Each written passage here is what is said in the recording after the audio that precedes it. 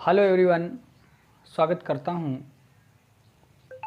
आज के अपने इस इम्पोर्टेंट सेशन में। हमारे ऐसे एस्पायरेंट्स जो NDA, CGL, CDS, TGT, PGT या किसी ऐसे कॉम्पिटिटिव एग्ज़ाम की तैयारी कर रहे हैं जहां पर इंग्लिश पूछी जाती है, तो ये जो हमारा आज का इम्पोर्टेंट जो सेशन है कंडीशनल सेंटेंस, तो कंडीशनल सेंटेंसेस ज़रूर पूछे जाते हैं। तो चलो आज हम इस सेशन को शुरू करते हैं। और अभी तक जिन्होंने मेरे चैनल को सब्सक्राइब नहीं किया है वो चैनल को सब्सक्राइब कर लें, बेल आइकन को अवश्य प्रेस कर लें। तो चलो सेशन को शुरू करते हैं। सबसे पहले हम डिस्कस करेंगे जीरो कंडीशनल सेंटेंस क्या होता है, यानी जो जीरो बेस्ड जो कंडीशन सेंटेंस होता है, यानी वो एक साइंटिफिक तथ्य पर आधारित होता है, एक कोई ट्रुथ इवेंट होती है, एक सत्य घटना होती है और हो सकता है उसके पहले भाग में भी गागीगे हो, दूसरे भाग में भी गागीगे हो, लेकिन वो साइंटिफिक रीजन पर आधारित होगा। जैसे फॉर एग्जांपल मैं कहूँ कि ये तुम पत्थर को ऊपर फेंकोगे तो पत्थर नीचे आ जाएगा, तो यानी कहने का मतलब इसमें ग्रेविटी का रूल इसमें फॉलो होता है, यानी गुरुत्वाकर्षण का नियम लागू होता है। तो इसमें हम पहले वाले भाग को और दूसरे वाले भाग को यानी बोथ पार्ट को हम प्रेजेंट इंडेफिनिट टेंस में बनाएंगे। चलो देखते हैं। जैसा कि मैंने यानी जीरो कंडीशन जो बेस्ड हमारा सेंटेंस है, स्ट्रक्चर हमारा इफ़ यानी सिंपल इंडेफिनिट टेंस यानी प्रेजेंट इंडेफिनिट टेंस के साथ, और दूसरे वाले भाग को भी हम प्रेजेंट इंडेफिनिट टेंस के साथ बनाते हैं। यानी पहले वाले भाग को भी हम प्रेजेंट इंडेफिनिट के साथ में, दूसरे वाले भाग को भी हम प्रेजेंट इंडेफिनिट टेंस में बनाते हैं। कहने का मतलब कि if you throw an object upward, यदि आप किसी भी वस्तु को ऊपर फेंकते हो तो इट कम्स डाउनवर्ड ऑटोमेटिकली। कहने का मतलब कि वो वस्तु स्वतः ही वापस नीचे आ जाएगी। यानी कहने का मतलब ये तुम किसी ऑब्जेक्ट को, किसी वस्तु को ऊपर फेंकोगे तो वो वस्तु स्वतः वापस आ जाएगी, बिल्कुल आ जाएगी, क्योंकि गुरुत्वाकर्षण के माध्यम से पृथ्वी इसको क्या कर लेगी, खींच लेगी। तो देखो पहले वाले भाग में या मैं गागीगी से बोलूँ या मैं ताहा तीहे के साथ बोलूँ, पहले वाले भाग को भी मुझे प्रेजेंट इंडेफिनिट टेंस में बनाना है और मुझे दूसरे वाले भाग को भी प्रेजेंट इंडेफिनिट टेंस में बनाना है। इस बात को हमें याद रखना है। अब हम डिस्कस करेंगे फर्स्ट रूल को, यानी हमारा जो फर्स्ट रूल होता है जीरो कंडीशन बेस्ड में, जीरो कंडीशन के बाद कहने का मतलब फर्स्ट कंडीशन बेस्ड क्या होता है उसको हम डिस्कस करते हैं।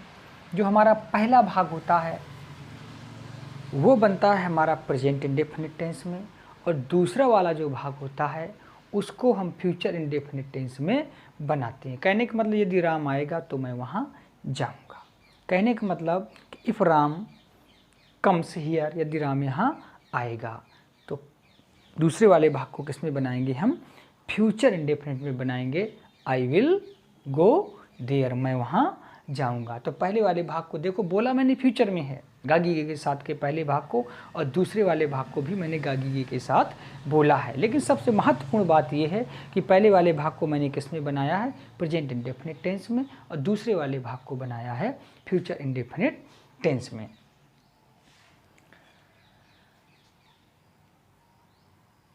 अब ऐसा भी नहीं, आप चाहें तो इस पार्ट को पहले बना सकते हैं, इस पार्ट को इस तरफ आप ले जा सकते हैं, क्योंकि इफ एक क्या है, एक सबऑर्डिनेटिंग कंजंक्शन के साथ ये सेंटेंस जुड़ेगा। If you start reading newspaper regularly you will increase your vocabulary.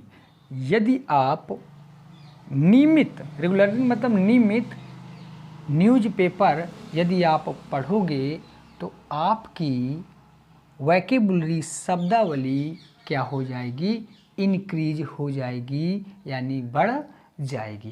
कहने का मतलब इस वाले भाग को भी मैंने गागीगी के साथ बोला और इस वाले भाग को भी मैंने गागीगी के साथ बोला, लेकिन पहला भाग मेरा किस में बना, प्रेजेंट इंडेफिनिट टेंस में, दूसरा वाला भाग किस में बना, फ्यूचर इंडेफिनिट टेंस में बना। ये जो स्टार्ट है, स्टार्ट के बाद जब भी कोई वर्ब आती है तो वो हमेशा और हमेशा किस में आती है, V4 में आती है, यानी ING फॉर्म में उसको लिखा जाता है। तो ये मेरा रेगुलरली एक एडवर्ब है, रेगुलर मेरा एक एडजेक्टिव है। तो ये एक ऑब्जेक्ट के बाद इसकी पोजीशन हो गई, इसलिए रेगुलरली यहाँ पर आ गया। अब बात आती है कि हमारा थर्ड रूल क्या कहता है। थर्ड रूल में कहने का मतलब कोई चीज़ रिसेंटली यानी हाल ही में कोई घटना हुई हो, यानी ताज़ा ताज़ा घाव, जैसा कि मैंने पीछे लिखा हुआ है कि अगर राम आता तो मैं वहाँ जाता।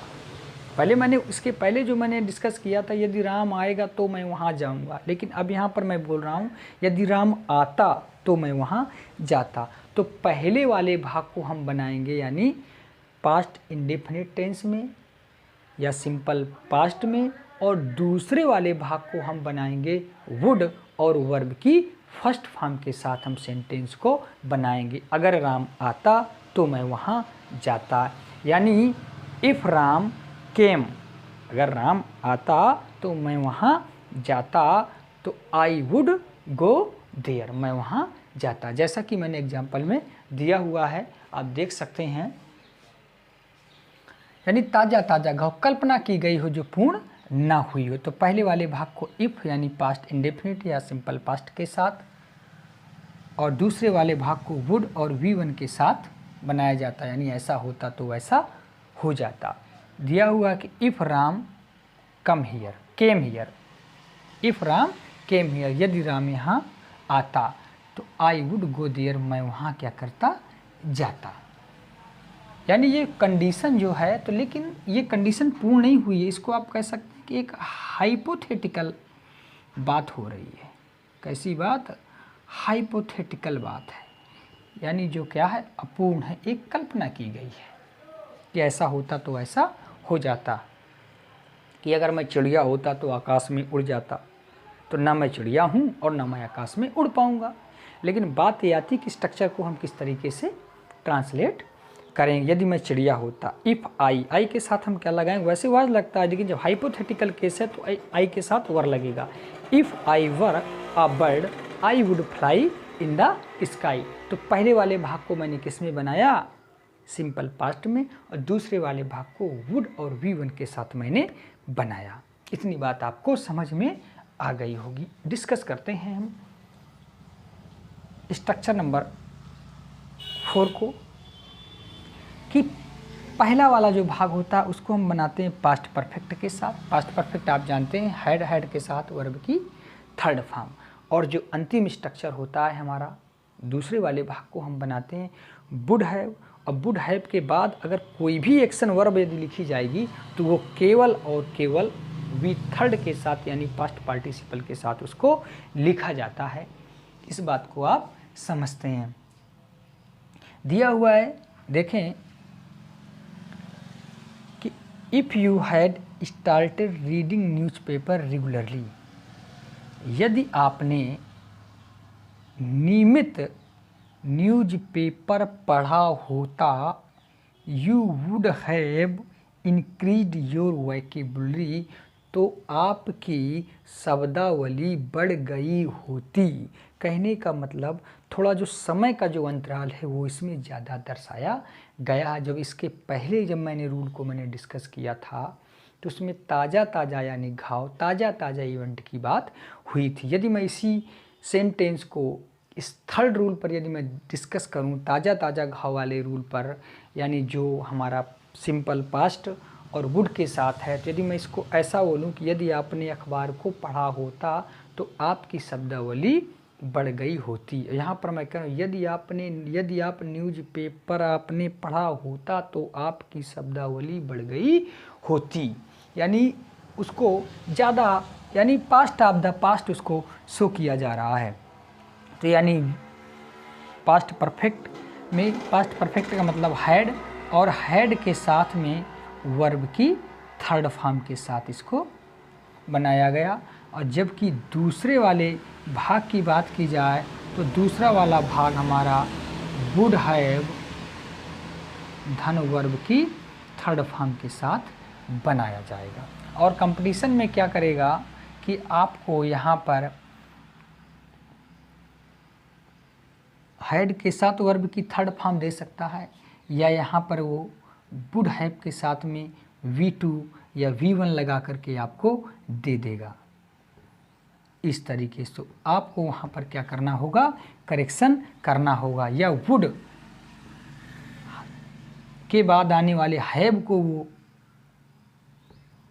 हटा देगा और इसके साथ में वर्ब की फर्स्ट फॉर्म लगा देगा या वर्ब की थर्ड फॉर्म लगा देगा। तो हमें उसमें क्या करना होगा, करेक्शन करना होगा। कैसे रहा है मेरा वीडियो?